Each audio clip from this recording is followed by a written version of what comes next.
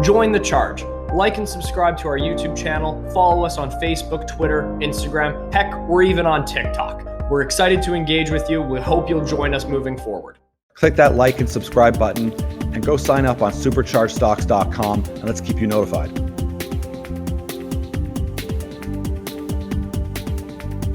Hello everyone, Andrew with Supercharged Stocks. Today we're having a great conversation with Patrick Moher, is the CEO, co-founder as well of MICRODOSE.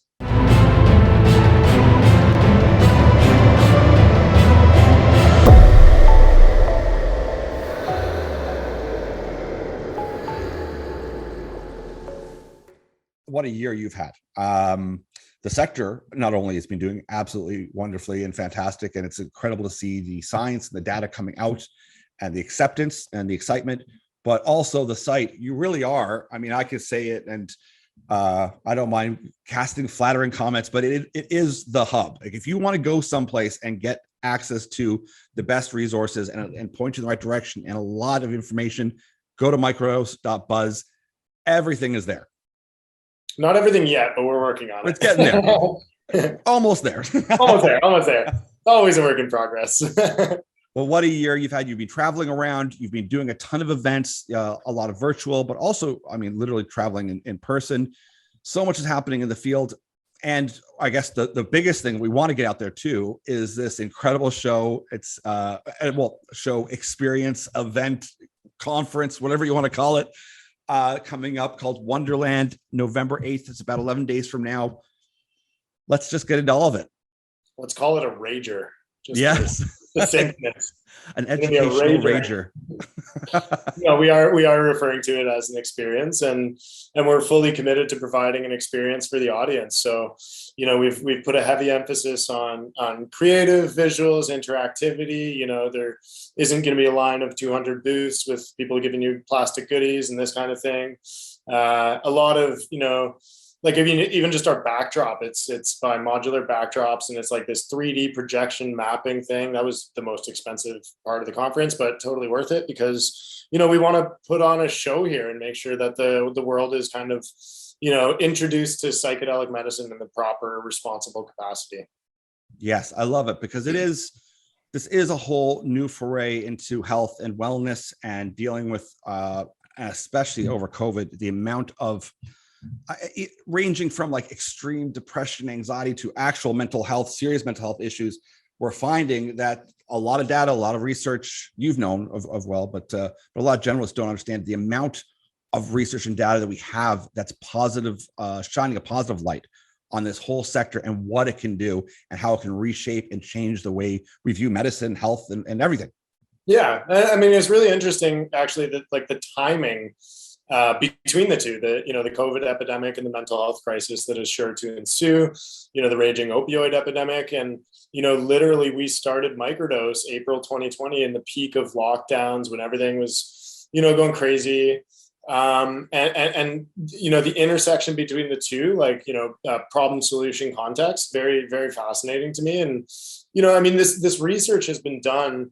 Ceremonially, plant medicine has been used for hundreds, thousands of years. Like, there's a lot of ancient wisdom that needs to be heralded and regarded and integrated into the current model. But even the research, like, there was a psychedelic renaissance in the 60s before it got stifled by, big brother interest, just say no, all that bullshit. And so, there still is that kind of treasure chest and archive of research and historical context, but really right now it is witnessing a massive resurgence. And I think a couple of reasons for that is probably like the internet. You can't really lie that well anymore. Open access to information is there, and it's there to stay, I think, depending on how Lord Zuckerberg decides to move forward with the metaverse. But also, like, stories transform people, and you see more and more by the day, Lamar Odom, Mike Tyson, like Mark Messier this week, Will Smith, a lot of the big ones are coming out about this. And it's like, I think it's time for everyone to step out of the psychedelic closet and really, share, because if this can transform lives, why would you keep that story from anyone? Yeah. And you touched on a lot of really key things, because there was a time where all drugs just got lumped in together. So whether it was heroin or crack or meth was lumped in with peyote and mushrooms and everything else, and then kind of taught, yeah, just say no. This whole kind of don't platform. even think about it.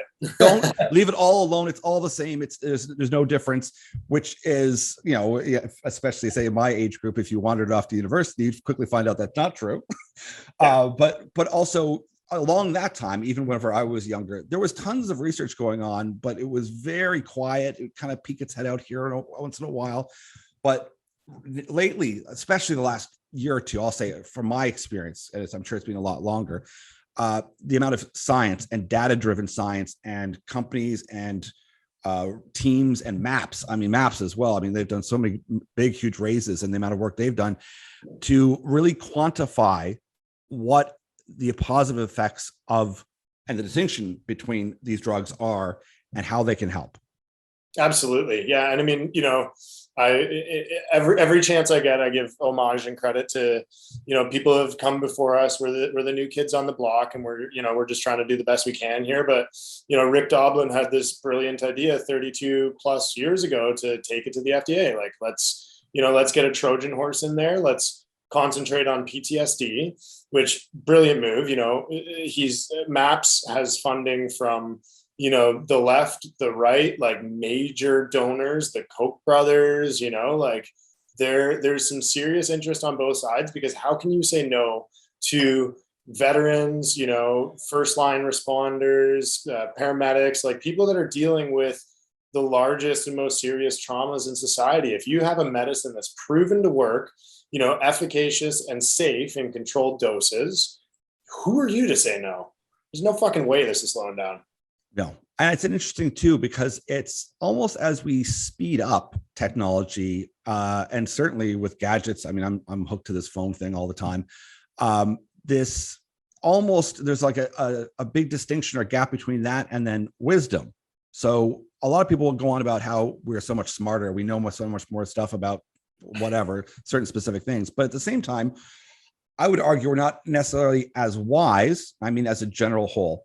Whereas this sector, it brings along with it, and you said like a lot of tradition, a lot of ceremony, a lot of culture, and a lot of wisdom. It kind of is a new way to refresh and bring to people wisdom of the ages that we all kind of know that are deep down in almost all of our, having integrity, having bravery, having courage, empathy, all these things, but teaching them now kind of like a new platform, like a new way to impart wisdom to people to kind of catch up to the technological pace we're getting at.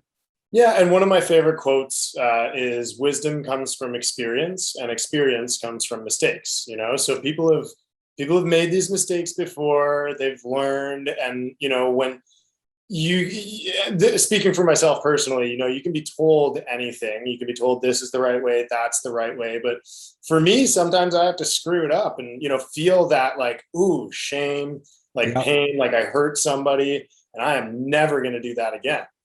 So it's like part of imparting the wisdom is being open about your faults and, not shying away from it and putting up, this big barrier of I'm right, you're wrong. It's like, well, let's hear each other out, because you refer to the, the wisdom and then the new sort of capital markets. I fondly refer to that, and I'm trying to make it catch on. We'll see, as the suits versus the roots. The roots have been here for decades, for eons, and the suits are coming in and capitalizing this market and bringing in funding. But in my opinion, it shouldn't be a versus. Why not collaborate? Why not get together? Why not focus on the pursuit of passion, profit, and purpose, and really integrate the two parts? Because it's like, look, we're humanity. We're all little infinitesimal specks on this floating planet of matter spinning around the sun. Like, nobody really knows what's going on. Why don't we work together to figure it out? Yes. And it is pooling those interests. And a lot of people will always think, well, Andrew, you've been a market guy, you've worked at Merrill, you must be an extreme capitalist and whatnot. And I'll say, no, actually, like when I see what's going on today in like predatory capitalism, no, I don't like that one bit. It is a major distinction and a problem. But there's also at the same, we don't need to go the flip side the other ways. You go, there's nothing wrong with open markets and making money. But I think people are kind of wising up to that middle ground of saying, yeah, I'd like to make some money and invest in something, but I also want to see that it's impacting society in a good way. and we know this model over here that we've been running down for decades, it ain't working. Yeah, So, I mean, look at the oil and gas and car industry. Like Elon Musk and the $1 trillion market cap, like that's a good person doing good business, making good profits, and changing the world. Like Elon Musk in the last 9 months made more than Warren Buffett did in the last 90 years. That to me, yes. that says something. That means the guard is changing, and people's minds are changing, and I think this will accelerate it. What's so wonderful about all these different models with all the different companies, and I'm sure at Wonderland, the people have the chance to hear all sorts of models as to what they think is right or what would work for them, is a lot of them do come with, once again, it's not a one-shop panacea where you're done. It's you're going to have some sort of guide. You're going to have someone who's going to work with you. And it is that jolt of perspective for someone to go, oh, whether that's microdosing or if it happens to be, I always love joke, or macro dosing, it's going to jolt your perspective a bit so you can see things either within your own framework or maybe more accepting someone else's one to work through issues and problems. And that, I think, is great, because we haven't really seen that. Usually if you're depressed, you go to the doctor, they give you some pills and go, okay, go Prozac, go home, Prozac, you'll feel better, you'll this and that. That's a Band-Aid. That's a Band-Aid. These are real solutions, and it's like, and the other thing is, there is this slight air of absolutism, I think absolutism is one of the root causes of a lot of negativity, chaos, and, bad juju, if you will. And it's like, look, you can have your worldview and think you're right, and maybe you are right, but guess what? That doesn't change other people's minds, because everyone has their worldview, they have their pre-established thought patterns, and maybe absolutism isn't the right way to have the conversation around this. There's the recreational, there's the decriminalization, and there's the medicalization. And there are some people in each of the categories that thinks my way is the highway and this is the only way to go. But, some people want to be in a clinic feeling supervised and safe and in the medical care system. Some people want to eat a handful of mushrooms and walk through a forest. I might be one of those people, but, I don't think that makes anyone else's thought processes or comfort levels less legitimate, because, if you're in this industry and you believe in the medicine and what it's doing, you should let other people have their own thought processes around that, I liken it to like when you're in school and there's different ways of learning, and they try to force one type of platonic or kind of like a teaching method. And some kids are like, listen, I learned by tactile, that's why I'm good at sports, or I learned by just rote memorization, or I learned by doing maps of learning and making associations. It's the same thing with this, is that if someone finds that, I would learn better from this, and I think I get a lot more healing if I've got a guide, or if I've got someone, or I'm in a group setting, or I'm on one-on-one, whatever it is, having the options makes it a lot more accessible as well. So someone feels like, oh, well, I have to go do this, and I have to do it this one way. And that universalism or absolutism, we're not. So tell me a little bit though about Wonderland, so that people that are curious, or can either, is it virtual? Can you show up in person? What's the deal? I know we've kind of hinted at some of the guests, and you've kind of told us about some of them, but let's kind of go through exactly what someone should expect. Yeah, so I'll just do like kind of a brief rundown. We're very focused on it being an in-person conference. It's kind of our, big crescendo. We had that big virtual in-person conference. I believe that's where we met originally.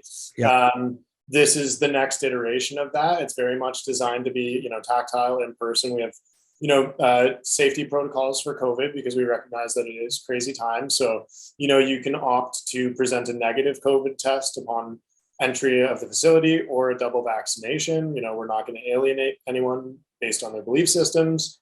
There is the option to attend virtually if, you're immunocompromised, or you can't make the flight and it's too expensive. Recognizing that it is an expensive conference, it took a lot to produce. We're trying to make it as accessible as possible. We've given out scholarships and, discounts to people that need it, that kind of thing. But when you get to Wonderland on the 7th, we have a sold out VIP sort of welcome reception for speakers, sponsors, and VIP ticket holders. On Monday and Tuesday will be the full programming days. So we'll be, I believe from like 9:30 to 6:30, both days are full on panels, keynotes, firesides, that kind of thing. I'll be doing a fireside chat with Rick Doblin that I'm extremely excited and both nervous about. That's going to be a lot of people sitting in their underwear looking at me.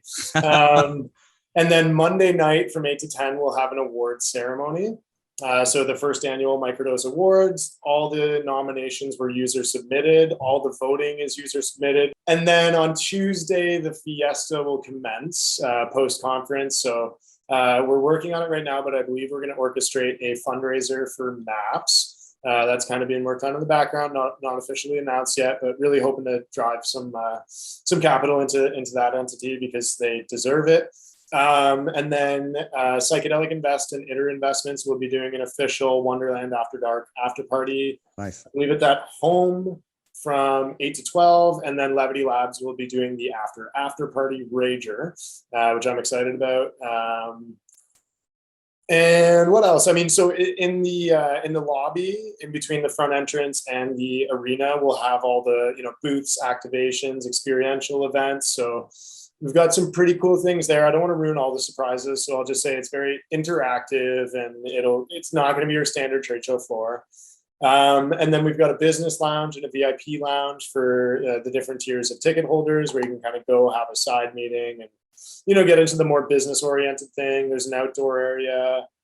And yeah, I think that's a pretty good summary. We're launching a couple projects actually, which I'm excited about. We've been working on a few of them that have we've been so busy. The team is incredible. They've pulled a lot of things together out of their hats, but we'll be launching Psychedelia, which is a joint venture magazine between ourselves, Zuber Lawler, and Marijuana Ventures magazine. So we'll be debuting that on Sunday night at the VIP party. All right. That VIP party is sponsored by Psychedelic Water. Big fan of them, and we've had a ton of help from Damien over at New Life. There's going to be at least 4 or 5 big news release announcements on stage or pre-show from different companies that are kind of saving their ammunition from this. Yes, fun, good. We're launching an industry report that we've been working on painstakingly over the past year and a bit. There's a documentary that we filmed in Vancouver that I hope to debut at the conference. And I do have one other special announcement that I'm trying to pull out of my hat in real time and get some stage time for that. It's a project that I hope will help change the world.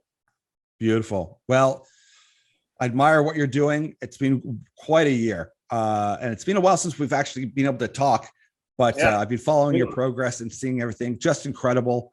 And we're just at the cusp. So in a weird way, it's kind of like you're going to get busier. I really do thank you for doing this and for sharing it with your audience. And I hope there's some value that we can bring to people here. Absolutely. And I look forward to hearing how it went, how it goes, and all the feedback from it.